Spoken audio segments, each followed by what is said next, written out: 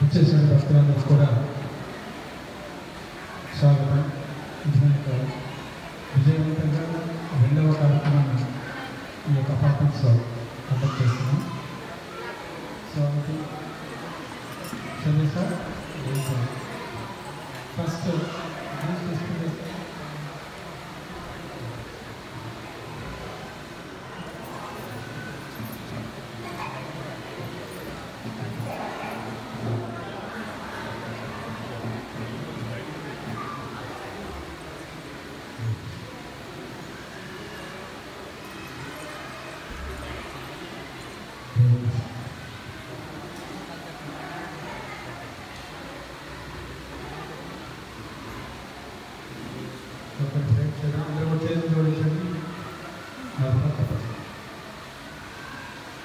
ఓం నమో భగవతే వాసుదేవాయ.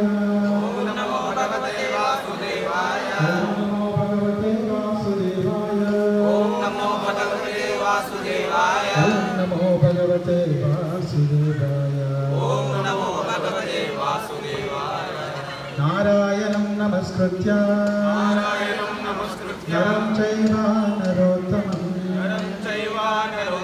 దేవీం సరస్వతీం వ్యాసం తతో జయముదీరయే నష్టప్రాయేషు భద్రేషు నిత్యం భాగవత సేవయా భగవతి ఉత్తమ శ్లోకే భక్తే భవతి నైష్ఠికీ. ఒకసారి గణేశుడు ఒక ప్రవర్తించండి. పెట్టండి.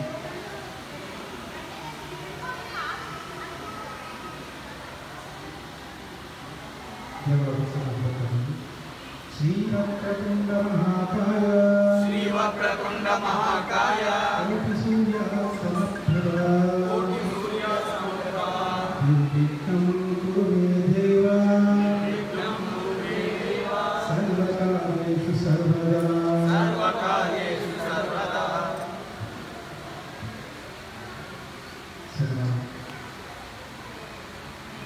ఒక 20 నిమిషాల పాటు గణేష్ యొక్క కీర్తి దాని గురించి చర్చించడం. ఎంతమందికి గణేష్ గురించి నాకు తెలియదు, కానీ నేను కూడా సీనియర్ భక్తులు చాలా అద్భుతమైన విశేషాలు శాస్త్రోక్తంగా నేను చదవడం జరిగింది. సహజంగా ఏంటంటే మనందరికీ ఏదో సెంటిమెంటల్గా హియరింగ్స్ ఏదో గ్రామీణ కథ చెప్పే విధంగా చెప్పుకోవడం తప్ప శాస్త్రోక్తంగా మనకి ఒక దేవత గురించి కానీ భగవంతుడి గురించి కానీ తెలుసుకునేటువంటి అవకాశం కలిగించడం, తర్వాత తెలుసుకున్నప్పుడు కూడా అది ప్రాంతంగా తెలుసుకోకుండా ఎన్ని రకాలుగా టీవీ సీరియల్స్ ద్వారానో సినిమాస్ ద్వారానో తెలుసుకుంటే తప్ప శాస్త్రోక్తంగా ప్రామాణిక సాంప్రదాయాన్ని తెలుసుకోవాలి. అందుకే ఈరోజు గణేష్ గురించి వివరిస్తాను. అయితే శాస్త్ర ప్రకారంగా ఎంతమంది దేవతలు అంటే 33 కోట్ల దేవతలు. ఈ 33 కోట్ల దేవతలు అందరూ కూడా ప్రతి ఒక్కరు కూడా విష్ణు భక్త భగవద్గీత. ఏ ఒక్కరు విష్ణు భక్తులు కాంటే వాళ్ళ దేవతలు ఉండవాలి. దేవత అయ్యాడు అంటే ఖచ్చితంగా విష్ణు భక్తులు అయ్యింది. ఇది మొదటి ప్రిన్సిపల్. తర్వాత మరి గణేష్కి ఈ రూపం రావడం కారణం ఏంటి, తన యొక్క జాబ్ డిస్క్రిప్షన్ ఏంటి, తను ఏ రకంగా ఎవరి భక్తుడు తను చేసింది అద్భుతమైన కార్యాలు ఏంటి, ఇవన్నీ కూడా మన శాస్త్రం చాలా అద్భుతంగా వర్ణించారు. దీంట్లో మొదటగా శివుడు గణేషుని సృష్టిస్తారు. సృష్టి ప్రారంభంలో మనకి చిన్న భాగం కనిపిస్తుంది. మహత్తత్వాన్ని సృష్టించబడుతుంది. మహత్తత్వం అంటే సృష్టి పూర్వం మనకి ఈ పంచతత్వ, ఈ పంచధాతువులు ఇవన్నీ కూడా ఏర్పడకముందే మహత్తత్వం అనేది ఏర్పడుతుంది. దీనికి చిన్న ఉదాహరణ అంటే మనకి ఒక భవనాన్ని నిర్మించాలి, లేదంటే ఈ అపార్ట్మెంట్ నిర్మించాలంటే 3 స్థాయిలో నిర్మించబడుతుంది. ఒక స్థాయి వచ్చేసి ఏవైతే కావాల్సిన మెటీరియల్స్, బ్రిక్ కానివ్వండి, ఇసుక కానివ్వండి, సిమెంట్ కానివ్వండి, వాటర్, ఇవన్నీ కూడా కలెక్ట్ చేయాలి. ఇది మొదటి స్థాయి. రెండవ స్థాయి వచ్చేసి నెక్స్ట్ ప్లాన్ వేసేసి దానికి ఈ రకంగా స్ట్రక్చర్ ఉండాలని చెప్పేసి స్కెలిటన్ అనేది తయారు చేస్తారు. మూడవ స్థాయి వచ్చేసి ఇంటీరియర్స్, సో లోపల ఉన్నటువంటి అద్భుతంగా అంతగా తీర్చిదిద్దారు. ఈ 3 విధాలుగా ఇది నిర్మించబడింది. అలాగే విశ్వం కూడా, ఈ యూనివర్స్ విశ్వం కూడా అదే రకంగా అదే నమూనాలో నిర్మించబడింది. ఈ విశ్వాన్ని నిర్మించేటప్పుడు ఒకటి వైకారిక, ఇంకొకటి తామస అని చెప్పేసి, ఇంకొకటి రాజస అని చెప్పేసి, ఈ 3 అహంకారం నుండి ఏర్పరుస్తుంది. దీంట్లో వైకారిక అహంకారం అని చెప్పేసి శివుని యొక్క సృష్టి అనేది దేవుడికి చాలా మంచిది. నిజానికి అందరూ సృష్టికర్తలే. దానికి మనకి దేవతలను కూడా వ్యక్తులు అంటారు, సృష్టి చేయగలిగినటువంటి కెపాసిటీ ఉంటుంది. తర్వాత వారికి మైండ్ చేసే కెపాసిటీ ఉంటుంది. తర్వాత మెయింటైన్ చేసే స్థితి, మెయింటైన్ చేసేటువంటి కెపాసిటీ ఉంటుంది. మరి విష్ణువుకి దేవతకి ఉన్నటువంటి వ్యత్యాసం ఏంటి అని అంటే, మొట్టమొదటిది వీరు చేస్తున్నారు. ఇవన్నీ కూడా వాళ్ళ స్థాయిలో వాళ్ళు చేస్తారు తప్ప అల్టిమేట్గా. ఉదాహరణకి మనం చూడండి, సాధారణ మానవుడు కూడా ఏదో ఒక దాన్ని సృష్టించగలరు. కానీ మనం సృష్టించేది, దేవతను సృష్టించేది చాలా వ్యత్యాసం. అలాగే భగవంతుని సృష్టించేది, దేవుడిని సృష్టించేది భిన్నంగా ఉంటుంది. ఒకటేంటంటే, ఏ దేవత దేన్ని సృష్టించినప్పటికీ కూడా అది భగవంతుడిపైన ఆధారపడి ఉండాలి. కానీ దేవతను సృష్టించినప్పుడు ఖచ్చితంగా వాళ్ళు భగవంతుడిపై ఆధారపడ్డారు. కానీ భగవంతుడు సృష్టించినప్పుడు దేవతపైన ఆధారపడ్డారు, ఎవరిపైన ఆధారపడ్డారు. ఎప్పుడైతే శివుడు సృష్టించాడో, ఆ సృష్టి ప్రారంభంలో ఈ అహంకారం, వైకారిక అహంకారం నుండి సృష్టించినప్పుడు తను ఆకాశాన్ని అంటే అంతరిక్షాన్ని సృష్టించాడు. ఈ అంతరిక్షం అనేది ఎంత పెద్ద ఉంది అంటే, దానికి మనకి ఎన్ని ప్లానెట్స్ ఉన్నాయి, ఎన్ని లోకాలు ఉన్నాయి ఒక విశ్వానికి. హౌ ప్లానెట్స్, ఎన్ని లోకాలు ఉన్నాయి ఐడియా ఉంది? సృష్టి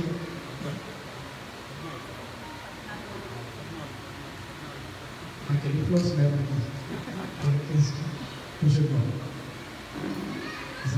14 లోకాలు.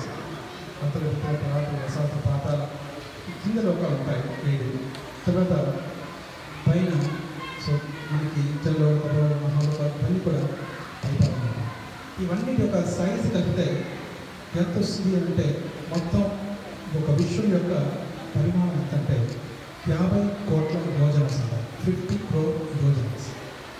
ఈ 50 crore యోజనాస్ని ఈ మొత్తం విశ్వం కూడా గణేష్ యొక్క శరీరంలో ఉంటుంది. సో ఇది మరి గణేష్ యొక్క శరీరం ఎంత పెద్దది ఉండవచ్చు అంటే 1,20,000 crore యోజనాస్ తన యొక్క శరీరం. సో అందుకే మహాకాయ, సో శ్లోకంలో వచ్చేది వక్రతుండ మహాకాయ. తను అంత అద్భుతంగా అంతటి భారీ శరీరం కలిగిన లంబోదర, చాలా విశాలమైనటువంటి ఉదర కలిగిన వాడు అంటారు. తను ఈ రకంగా ఈ విశ్వానికి మరి తన యొక్క కర్తవ్యం ఏంటి అంటే, మొట్టమొదటి కర్తవ్యం ఈ ఆకాశం ఏదైతే ఉందో ఉంచాలి. మన ఎలిమెంట్స్ ఏవైతే ఉన్నాయో ఏంటంటే ధాతువులు ఏవి ఉన్నాయి చూసినట్లయితే భూమి, నీరు, ఆకాశం, అగ్ని ఏవైతే ఉన్నాయో దీంట్లో ఒక ఎలిమెంట్ని గణేష్ కంట్రోల్ చేస్తారు. ఇది కంట్రోల్ అవ్వాలి. దీనికి ఉంచాలి. మరి దీన్ని ఏ రకంగా జన్మిస్తారంటే ఇది విశ్వానికి అవధిగా అతీతంగా ఉండటం తను సూర్యుడిని సృష్టించాలి. కానీ వితిన్ ద ప్లాన్ అంటే మనకి ఈ సృష్టి లోపల కాలంలో అంటే ఈ 14 లోకంలో లోకాల్లో ఒక లోకం వచ్చేసి కైలాసం. ఇది మనకి ఈ విషయంలో ఉండేది. ఈ 14 లోకంలో ఉండేది. ఈ కైలాసంలో శివుడు, పార్వతి ఉంటారు.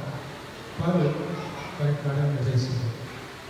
అయితే ఒకరోజు పార్వతి అనుకుంటుంది, నేను ఒక ఎవరో ఒకరిని సృష్టించి తన ద్వారా నేను వెళ్ళి స్నానం చేయడం నాకు హెల్ప్ చేస్తున్నాను. ఇంట్లో అక్కడ గాడి చేస్తుంటారు, బయట కాపురం రాస్తుంటారు చెప్పేసి అనుకుంటుంది. తను సృష్టి పూర్వం ప్రజలు చెప్పేది ఏంటంటే ఒక రకమైనటువంటి అపోహం అంటే పార్వతీదేవి తను వృత్తిగా మట్టి ద్వారా తను సృష్టించింది అంటారు.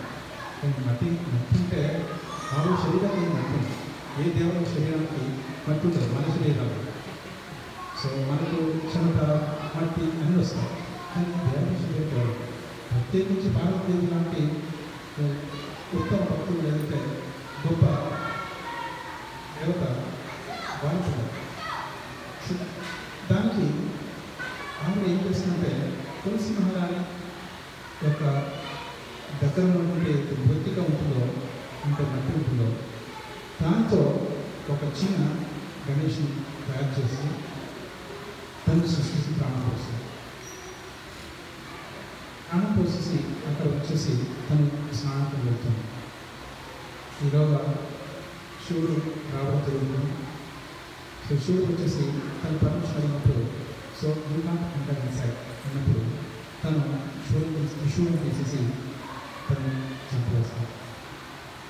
తనని తీసేసినప్పుడు ఒక పడి ఉంటుంది. ఎప్పుడైతే పార్వతి తిరిగి వచ్చేసరికి ఇలా పడి చెప్పేసి ఏదో మా పుత్రుడిని బతికించవచ్చు. చూడండి ఇక్కడ నిజానికి చెప్పాలంటే పార్వతీదేవికి ఎవరో ఒకటి సృష్టించి వారిని కాపలాగా గార్డెన్ కోసం చేయాల్సిన అవసరం లేదు. ఎందుకంటే ఆవిడ స్వయంగా ఈ విశ్వానికి చేయగలరు. అలాంటప్పుడు ఆవిడకి ఒక గార్డెన్ అవసరం లేదు. సెకండ్ వచ్చేసి శివుడు ఒకసారి చంపిన తర్వాత శివుడు మనకి తత్వం తెలియక ముందు అతను క్రియేట్ చేశాడు గణేష్. తర్వాత ఇక్కడ క్రియేట్ చేసిన తర్వాత చంపేసిన తర్వాత అతను బ్రతికించలేదా? బ్రతికించాలి. సో మీకు గణేష్కి ఏమి తలపెట్టారు, కానీ అదే అక్కడే చంపేసిన తర్వాత తన రూపం మనిషి రూపంలో ఉన్న తల ఉంది, అది పక్కనే పడింది. దాన్ని తీసి మళ్ళీ దాన్ని ఆ శరీరానికి పెట్టి బ్రతికించవచ్చు కదా.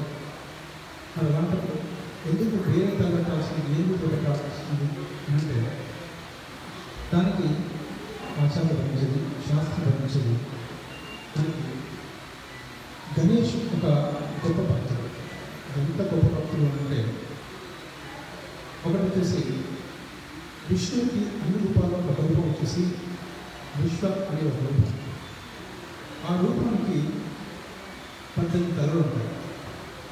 18 తలలు అటు 9 ఇటు 9 మధ్యలో ఉండే తల రెండింటిలో రూపం ఫేస్ ఏదైతే ఉంటుందో అది మిగతాది మానవ రూపంలో ఉంటాయి. కానీ ఆ రూపం మాత్రం ఆ హెడ్ మాత్రం ఏం రూపంలో ఉంటుంది.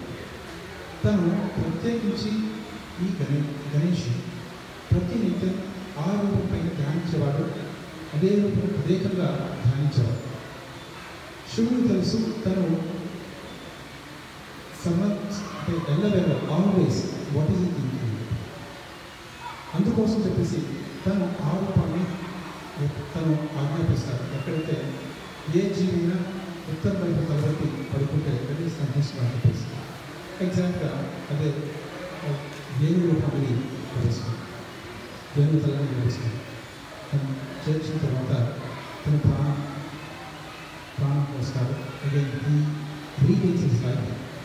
అలా ప్రాణం పోసిన తర్వాత నెక్స్ట్ తను చేసేది ఏంటంటే, మరి కొంతమంది అనుకుంటారు ఏమిటంటే గణేష్ను చర్చించుకున్నట్టుగా తనది 1,20,000 కోట్ల యోజనస్ అంటే ఒక యోజన కనీసం 30 కిలోమీటర్లు. అంటే అంత భారీ కాలం కదా. మరి తన వాహనం చూస్తే ఇంక చిన్న ఎలిఫెంట్ అని అంటారు. అవును, సైంటిఫిక్ ఇవన్నీ చూసినట్లయితే అది వాళ్ళకి గుర్తించగలగాలి. It is inconceivable. సో మరి అలాంటప్పుడు శాస్త్రం బోధించదంటే నిజానికి ఈ ఏమంటారు ఎలుకని మూషిక, ఈ మూషిక అనే రాక్షసు ఒకటి. రాక్షసు ఏం చేస్తారంటే గణేష్తో యుద్ధం చేస్తారు. యుద్ధం చేయడం ద్వారా గణేష్ తను ఓడిస్తాడు. ఓడించిన తర్వాత అంటాడు, నేను మీకు ఏదో ఒక సేవ చేయాలనుకున్నాను, చెప్పండి, ఖచ్చితంగా నా సేవ చేస్తాను. తద్వారా తను సరే నా వాహనంగా మారిపోవాలి. సో తను మా వాహనంగా మారిపోవాలి. వాహనంగా మారినప్పుడు చూడండి, వాహనం అంటే అంతగా భారీకాయలు ఉంటే కనీసం ఏ రకంగా పోవాలి అంటే నిజానికి ఆ వాహనంగా మారినప్పుడు మరి కనీసం తెలియదు ఎవరికి అంత వెయిట్ పెడితే సో కదలగలరు. కాబట్టి తను ఈజీగా తను మౌలికమైనటువంటి వెయిట్గా మారిపోతుంది. ఆ రకంగా గణేష్ ఆ రాక్షసుడికి ఒక సేవ ఇచ్చాడు, తన ఒక సేవ. ఇదే కాకుండా గణేష్ ఇంకా ఎన్నో రకాల సేవల్ని మానవానికి చేస్తారు. ఇంకా అదే కాకుండా గణేషుడికి ప్రత్యేకంగా నేర్చుకోవాల్సింది అంటే తను కృష్ణుడు యొక్క ఎంతో గొప్ప భక్తుడు. ప్రతి అవతారంలో కూడా తను ఏదో రకంగా భగవంతుని సేవ చేయాలని చూస్తాడు. ఎంత గొప్ప భక్తుడు అంటే కృష్ణుడు రుక్మిణీదేవి వివాహం చేసినప్పుడు ఈ 16,000 క్వీన్స్ రాణిని వివాహం చేసుకున్నారు కృష్ణుడు. వాళ్ళు రుక్మిణీదేవికి సంతానంగా వస్తారు. ఏంటి అంటే అది మహాభారతంలో నుంచి చేసినట్టుగా తనకి చారుదేశన మొత్తం కృష్ణుడికి ఒక్కొక్క రాణికి 10 కొడుకులు, తర్వాత ఒక్క మాట. సో ఈ 16,000 అలాగే జరుగుతుంది. వీళ్ళందరిలో కల్లా అందరూ చాలా శక్తివంతులు. వాళ్ళలో కల్లా ఇంకా 18 మంది చాలా శక్తివంతులు. ఈ 18 మందిలో ఇతను మొదటగా సాంబ, ప్రద్యుమ్న, తర్వాత చారుదేశన ఇంకా శక్తివంతులు. తన మహాభారత యుద్ధంలో కూడా పాల్గొని చాలామందిని వాళ్ళు సంహరిస్తారు.